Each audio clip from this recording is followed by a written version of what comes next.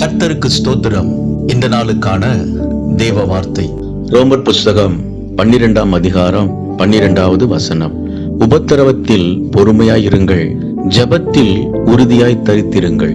இந்த நாளின் தேவ வார்த்தையின்படி ஆண்டவராகிய இயேசு உங்கள் ஜெபத்திற்கு பதில் தருவார். யோபு உபத்திரவ காலத்தில் பொறுமையாயிருந்தார். ஜெபத்தோடு தேவனை தேடினார்.